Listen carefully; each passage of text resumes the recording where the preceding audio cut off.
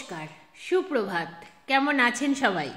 আমি অনন্যা, অনন্যার ব্লগসের আরও একটি ঝাঁ চকচকে নতুন ব্লগে আপনাদের সকলকে জানাই অনেক অনেক অনেক স্বাগত। আশা করছি আপনারা সকলে খুব ভালো আছেন, সুস্থ আছেন, সাবধানে আছেন, নিরাপদে আছেন। আমরাও বেশ ভালোই আছি। আজ দিনটি শনিবার, সকাল এখন 9টা মতো বাজে। আপনাদেরকে সাথে নিয়ে ঠিক এখন থেকেই আজকের ব্লগটি আমি শুরু করছি। যথারীতি সকালে ঘুম থেকে উঠে ব্রাশ করে ফ্রেশ হয়ে নিয়েছি। তারপর মায়ের হাতে হাতে টুকটুক করে বাসি কাজগুলো কমপ্লিট করলাম। তারপর সকালবেলাকার চা পর্ব মিটিয়ে ফেললাম।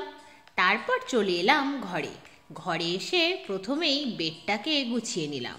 যে পাতলা ব্ল্যাঙ্কেটগুলো গায়ে দিচ্ছিলাম তাতে করে ঠান্ডা যাচ্ছে না। এতদিন গিয়েছিল ঠিকই, কিন্তু গতকাল রাতে ভীষণ ঠান্ডা লাগছিল। তাই মা ডিসিশন নিয়েছে ওই পাতলা ব্ল্যাঙ্কেটগুলো আজকে কেচে দেবে। সেই জন্যই ওই ব্ল্যাঙ্কেটগুলো নামিয়ে সার্ফে ভিজিয়ে দেওয়া হলো। আজ যেহেতু বেশ ভালোই রোদ উঠেছে, একদিনের রোদে না শুকোলেও দুদিনের রোদে আলটিমেটলি ব্ল্যাঙ্কেটগুলো শুকিয়েই যাবে।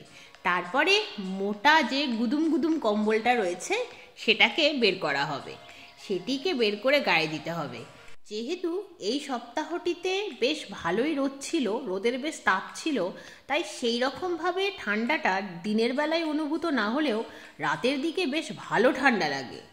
বোঝা যাচ্ছে যে ঠান্ডাটা পড়ব করেও ভালোভাবে পড়তে পারছে না।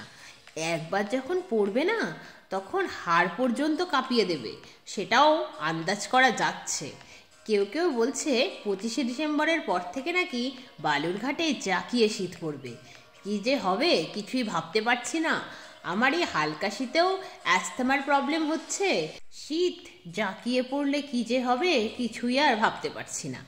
দেখুন, আপনাদের সাথে গল্প করতে করতেই কিন্তু আমার বেডটা তো গোছানো হয়েই গিয়েছে, তার সাথে সাথে ঘরের আসবাবপত্রগুলো ক্লিন করা মোটামুটি কমপ্লিট হয়েই এলো।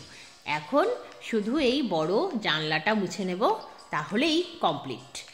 এই বড় জানলাটি মুছে নিয়ে আর এক প্রস্তুত ড্রেস চেঞ্জ করে রান্নাবান্না শুরু করে দিতে হবে। অ্যাজ ইউজুয়াল সান্ত্বনা দিদি চলে এসেছে। বুঝতে পারছেন আমার পরিস্থিতি। ঝড়ের গতিতে উনি কাজ করে চলেন, তার সাথে ঝড়ের গতিতে তাল মিলিয়ে আমাকে রান্নাবান্না শুরু থেকে শেষ করতে হয়। শুধু রান্নাবান্না শেষ করলেই কি মুক্তি আছে বলুন? রান্নাবান্না শেষ করতে হয়, তারপর গ্যাস রান্নাঘর ক্লিন করতে হয়। আমি ঘড়ির কাঁটা মিলিয়ে দেখেছি জানেন, গ্যাস রান্নাঘর রান্নার পরে ক্লিন করতে যতই তাড়াতাড়ি করে করুন, দায়সারা করে যেহেতু আমি কোনো কাজ করতে পারি না, সেই জন্য আমার 45 মিনিটস টাইম লেগেই যায়। তাড়াহুড়ো করে করলেও খুব খারাপ করে কাজ আমি করতে পারবো না।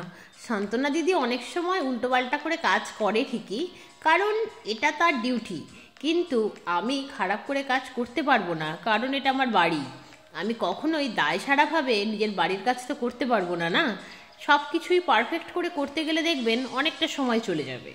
পারফেক্ট করে না করতে হলে যদি করার জন্য করতে হয় তাহলে তো কোনো ব্যাপারই না, 45 মিনিটের কাজ 15 মিনিটেও সারা যেতে পারে।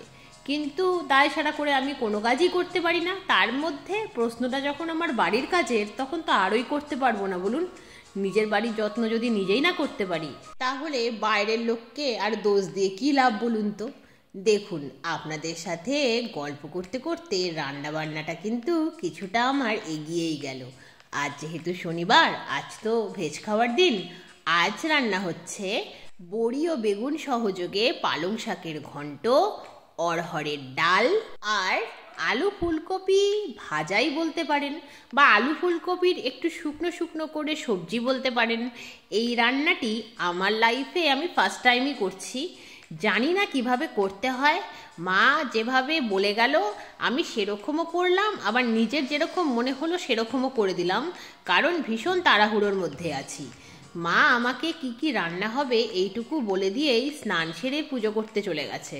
কারণ শুধু রান্না বান্না করলেই তো হবে না বলুন, ওদিকে পুজোর কাজটাও কমপ্লিট করতে হবে। তবেই আমি স্নান সেরে এসে মায়ের সাথে লাঞ্চটা করে নিতে পারবো। মা স্নান পুজো না করলে কিছুই খেতে চায় না, সেরকমভাবে দেখতে গেলে। ভাত তো অনেক দূরের কথা, মুড়িটা পর্যন্ত খায় না জানেন। সেই জন্যই মাকে আমি ঠেলে ঠুলে স্নান সেরে পুজো করতে পাঠিয়ে দিই। পুজোর কাজটাও তো একটা কাজ, সেটি হয়ে গেলে মা মেয়েতে মিলে তাড়াতাড়ি লাঞ্চটা সারা হয়ে যায়। আবার লাঞ্চটা না সারলে বাসনগুলো নিয়ে ঝামেলা হয়ে যায়। খাবার বাসনগুলো নামিয়ে দিলে কাজটা কমপ্লিট বলেই মনে হয়। শান্তনা দিদি খাবার বাসনগুলো যখন মেজে দেয় তখন মনে হয় হ্যাঁ ঠিকই আছে, যুদ্ধ জয় হলো আলটিমেটলি। নয়তো কি ভরসা আছে বলুন তো? আজকে কাজে এসেছে, কালকেও আবার সেমভাবেই কাজে আসতে পারবে। কাজে এলে তো ভালো, না এলে সব আমার ঘাড়ে চেপে যাবে। হাত ব্যথা তো কমেইনি, এরপরে যদি শান্তনা দিদির ভাগের কাজগুলো করতে হয় তাহলে আমি শেষ। দেখুন, আপনাদের সাথে গল্প করতে করতে আমার রান্না বান্না কমপ্লিট হলো, তারপর গ্যাস রান্নাঘর ক্লিন হলো, তারপর এক এক করে বাসনগুলোকেও গুছিয়ে রাখলাম, তারপর তাড়াহুড়ো করে স্নান সেরে এলাম, তারপর মা মেয়েতে মিলে সারলাম লাঞ্চ সেরে একটু রেস্ট করলাম। তারপর বিকেল হতেই চলে এলাম ছাদে এসে প্রথমেই শুকনো জামা কাপড়গুলো ভাঁজ করে নিলাম। আর এই কম্বল দুটো প্রথমে মনে হয়েছিল শুকিয়েছে বোধহয়, তারপরে দেখলাম একটু একটু ভিজে রয়েছে, তাই সিঁড়িঘরের ভেতরে থাকা দড়িগুলোতে মেলে দিলাম। তারপর এক এক করে ছাদের সব গাছগুলোতে জল দিয়ে নিলাম। তাহলে আজকের ব্লগটি আমি এখানেই শেষ করছি। আবার আপনাদের সঙ্গে দেখা হবে খুব শিগগিরই অন্য একটি নতুন ব্লগে। ততক্ষণ আপনারা সবাই খুব ভালো থাকবেন, সুস্থ থাকবেন, সাবধানে থাকবেন, নিরাপদে থাকবেন। আজকের ব্লগটি কেমন লাগলো অবশ্যই জানাবেন। ভালো লাগলে একটি লাইক করে দেবেন। আর চ্যানেলে যদি আপনি নতুন হন তাহলে চ্যানেলটিকে সাবস্ক্রাইব করে আমার বন্ধু হয়ে যাবেন। আজ তাহলে আসি, টাটা।